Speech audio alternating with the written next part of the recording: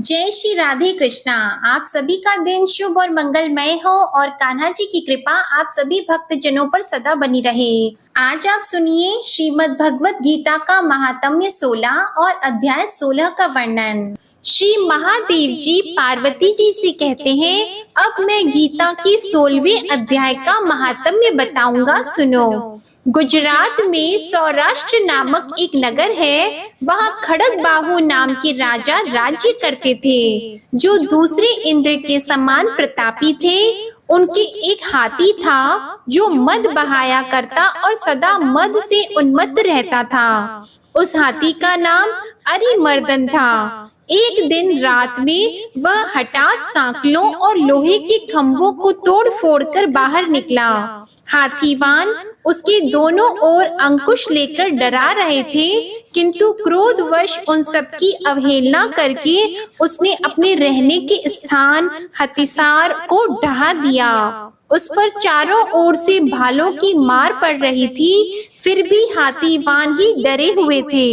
हाथी को तनिक भी भय नहीं होता था। इस कौतूहल पूर्ण घटना को सुनकर राजा स्वयं हाथी को मनाने की कला में निपुण राजकुमारों के साथ वहां आए। आकर उन्होंने उस बलवान दंतैले हाथी को देखा। नगर के निवासी अन्य काम धंधों की चिंता छोड़कर अपने बालकों को भय से बचाते हुए बहुत दूर खड़े होकर उस महाभयंकर गजराज को देखते रहे। इसी समय कोई ब्राह्मण तालाब से नहाकर उसी मार्ग से लौटे। वे गीता के 16वें अध्याय के अभयम आदि कुछ श्लोकों का जप कर रहे थे। पूर्ववासियों और पीलवानों महावतों ने उन्हें बहुत मना किया, किंतु उन्होंने किसी की नहीं मानी। उन्हें हाथी से भय नहीं था, इसलिए वे विचलित नहीं हुए। उधर हाथी अपनी फुटकार से चारों दिशाओं को व्याप्त करता हुआ लोगों को कुचल रहा था। वे ब्राह्मण उसके बहते हुए मद को हाथ से छूकर कुशल पूर्वक उससे निकल गए। इससे वहां राजा तथा देखने वाले पूर्ववासियों के मन में इतना विस्मय हुआ कि उसका वर्णन नहीं हो सकता। राजा के कमल नेत्र चकित हो उठे थे। उन्होंने ब्राह्मण को बुलाकर सवारी से उतरकर उन्हें प्रणाम किया और पूछा, ब्राह्मण, आज आपने यह महान अलौकिक कार्य किया है, क्योंकि इस काल के समान भयंकर गजराज के सामने से आप सकुशल लौट आए हैं। प्रभु, आप किस देवता का पूजन तथा किस मंत्र का जप करते हैं?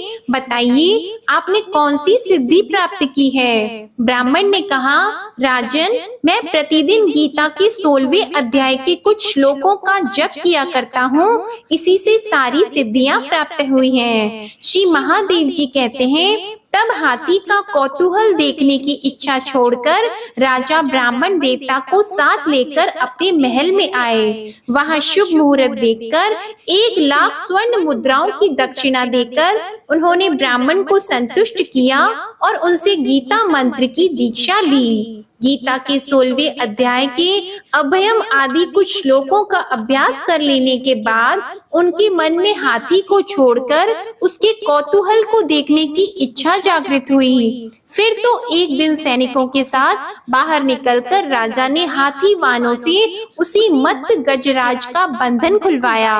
वे निर्भय हो गए और राज्य के सुख विलास के प्रति आदर का भाव नहीं रहा। वे अपना जीवन तृणवत समझकर हाथी के सामने चले गए। साहसी मनुष्यों में अग्रगण्य राजा खड़गबाहु मंत्र पर विश्वास करके हाथी के समीप गए और मद की अनवरत धारा बहते हुए उसके गंड स्थल को हाथ से छूकर सकुशल लौट आए। काल के मुख से धार्मिक और खल के मुख से साधु पुरुष की भांति राजा उस गजराज के मुख से बचकर निकल आए। नगर में आने पर उन्होंने अपने राजकुमार को राज्य पर अभिषिक्त कर दिया तथा स्वयं गीता के 16वें अध्याय का पाठ करके परम गति को प्राप्त हुए। इति श्री श्रीमद् भगवद गीता सार महात्म्य 16 समाप्त। भगवद गीता सार अध्याय 16 प्रारंभ। श्री कृष्ण भगवान अर्जुन से बोले, हे अर्जुन, दैवी संपदा जिन पुरुषों को प्राप्त है तथा जिनको आसुरी संपदा प्राप्त है, उनके लक्षण पृथक पृथक कहता हूँ। उनमें से सर्वथा भय का अभाव, अंतःकरण की अच्छी प्रकार से स्वच्छता, तत्व ज्ञान के लिए ध्यान योग में निरंतर दृढ़ स्थिति और सात्विक दान तथा इंद्रियों का दमन, भगवत पूजा और अग्निहोत्र आदि उत्तम कर्मों का आचरण एवं वेद शास्त्रों के पठन पाठन पूर्वक भगवान के नाम और गुणों का कीर्तन तथा स्वधर्म पालन के लिए कष्ट सहन करना एवं शरीर और इंद्रियों के सहित अंतःकरण की सरलता तथा मन, वाणी और शरीर से किसी प्रकार भी किसी को कष्ट न देना तथा यथार्थ और प्रिय भाषण, अपना अपकार करने वाले पर भी क्रोध का न होना, कर्मों में कर्तापन के अभिमान का त्याग एवं अंतःकरण की उपरामता अर्थात चित्त की चंचलता का अभाव और किसी की भी निंदा आदि न करना तथा सब भूत प्राणियों में हेतु रहित दया, इंद्रियों का विषयों के साथ संयोग होने पर भी आसक्ति का न होना और कोमलता तथा लोक और शास्त्र से विरुद्ध आचरण में लज्जा और व्यर्थ चेष्टाओं का अभाव तथा तेज, क्षमा, धैर्य और बाहर भीतर की शुद्धि एवं किसी में भी शत्रु भाव का न होना और अपने में पूज्यता के अभिमान का अभाव, यह सब तो हे अर्जुन दैवी संपदा को प्राप्त हुए पुरुष के लक्षण हैं। हे पार्थ, पाखंड, घमंड और अभिमान तथा क्रोध और कठोर वाणी एवं अज्ञान भी यह सब आसुरी संपदा को प्राप्त हुए पुरुष के लक्षण हैं। उन दोनों प्रकार की संपदाओं में दैवी संपदा तो मुक्ति के लिए और आसुरी संपदा बांधने के लिए मानी गई है। इसलिए हे अर्जुन, तू शोक मत कर, क्योंकि तू दैवी संपदा को प्राप्त हुआ है। हे अर्जुन, इस लोक में भूतों के स्वभाव दो प्रकार के माने गए हैं, एक तो देवों के जैसा और दूसरा असुरों के जैसा। उनमें देवों का स्वभाव ही विस्तार पूर्वक कहा गया है, इसलिए अब असुरों के स्वभाव को भी विस्तार पूर्वक मेरे से सुन। हे अर्जुन, आसुरी स्वभाव वाले मनुष्य कर्तव्य कार्य में प्रवृत्त होने को और अकर्तव्य कार्य से निवृत्त होने को भी नहीं जानते हैं, इसलिए उनमें न तो बाहर भीतर की शुद्धि है, न श्रेष्ठ आचरण और न सत्य भाषण है। वे आसुरी प्रकृति वाले मनुष्य कहते हैं कि जगत आश्रय रहित और सर्वथा झूठा एवं बिना ईश्वर के अपने आप स्त्री पुरुष के संयोग से उत्पन्न हुआ है, इसलिए केवल भोगों को भोगने के लिए है, इसके सिवा और क्या। इस प्रकार इस मिथ्या ज्ञान को अवलंबन करके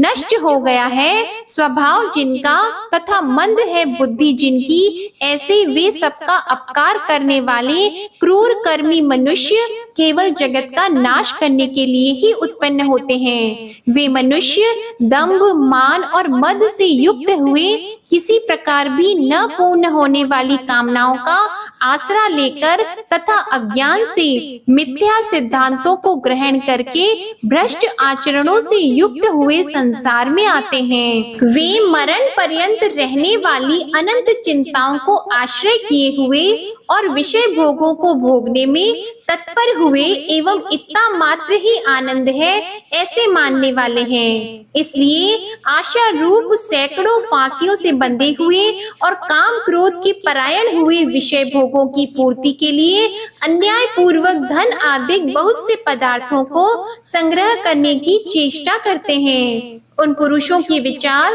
इस प्रकार के होते हैं कि मैंने आज तो यह पाया है और इस मनोरथ को प्राप्त होऊंगा तथा मेरे पास यह इतना धन है और फिर भी यह होगा। वह शत्रु मेरे द्वारा मारा गया और दूसरे शत्रुओं को भी मैं मारूंगा।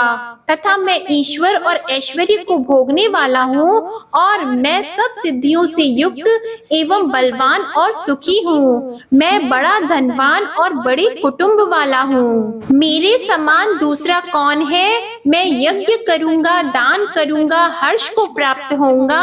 इस प्रकार के अज्ञान से मोहित है, इसलिए वे अनेक प्रकार से भ्रमित हुए चित्त वाले अज्ञानी जन मोह रूप जाल में फंसे हुए एवं विषय भोगों में अत्यंत आसक्त हुए महान अपवित्र नरक में गिरते हैं। वे अपने आप को ही श्रेष्ठ मानने वाले घमंडी पुरुष धन और मान के मद से युक्त हुए शास्त्र विधि से रहित केवल नाम मात्र के यज्ञों द्वारा पाखंड से यजन करते हैं। वे अहंकार, बल, घमंड, कामना और क्रोध आदि के परायण हुए एवं दूसरों की निंदा करने वाले पुरुष अपने और दूसरों के शरीर में स्थित मुझ अंतर्यामी से द्वेष करने वाले हैं। ऐसे उन द्वेष करने वाले पापाचारी और क्रूर कर्मी नराधमों को मैं संसार में बारंबार आसुरी योनियों में ही गिराता हूँ, अर्थात शूकर, कुकर आदि नीच योनियों में ही उत्पन्न करता हूँ। इसलिए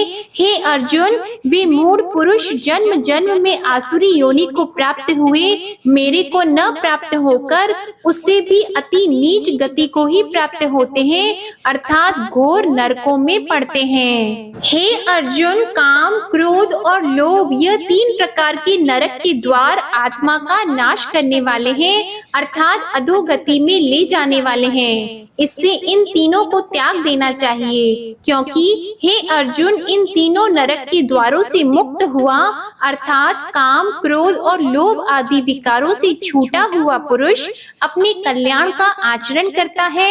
इससे वह परम गति को जाता है, अर्थात मेरे को प्राप्त होता है। जो पुरुष शास्त्र की विधि को त्याग कर अपनी इच्छा से बरतता है वह न तो सिद्धि को प्राप्त होता है और न परम गति को तथा न सुख को प्राप्त होता है। इससे तेरे लिए इस कर्तव्य और अकर्तव्य की व्यवस्था में शास्त्र ही प्रमाण है, ऐसा जानकर तू शास्त्र विधि से नियत किए हुए कर्म को ही करने के लिए योग्य है। इति श्री श्रीमद् भगवद गीता सार अध्याय 16 समाप्त। जय श्री कृष्णा। इसके आगे का वृतांत आप अगले अध्याय में सुनिएगा।